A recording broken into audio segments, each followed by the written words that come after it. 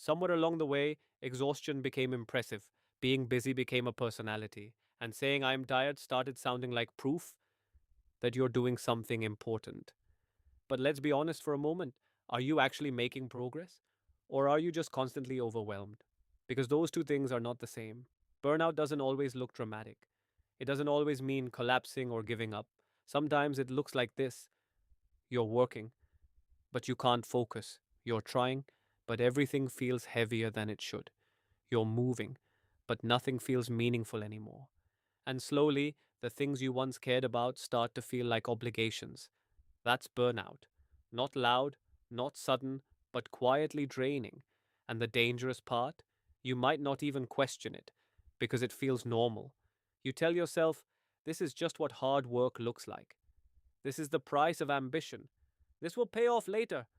But here's the truth: if your system is constantly overloaded, it will eventually shut down, not because you're weak, but because you're human. You're not designed for endless output.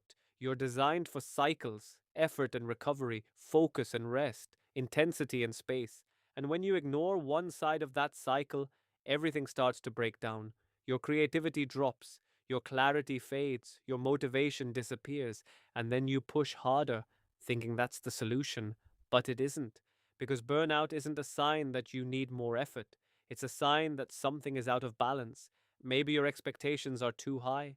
Maybe your rest is too low. Maybe you're doing too many things that don't actually matter. Or maybe you've tied your worth so closely to productivity that slowing down feels like failure. But it's not. Rest is not the opposite of progress, it's part of it. Because what's the point of building something if you're too exhausted to experience it? What's the point of achieving goals if you're constantly drained while chasing them? Sustainable progress requires sustainability, not just in your work, but in your energy, your attention, your mental state. So instead of asking, how much more can I push today? Try asking, what do I actually need to keep going tomorrow? Because long term consistency doesn't come from intensity, it comes from balance. And balance doesn't mean doing less, it means doing what matters without destroying yourself in the process.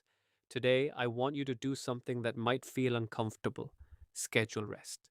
Not accidental rest, not scrolling, not distraction, real rest.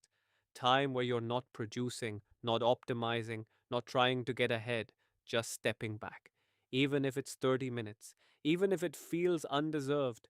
And while you do it, notice the resistance, the urge to check your phone, the guilt of not doing something useful.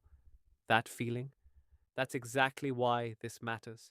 Because if you can't rest without guilt, you're not building a sustainable life.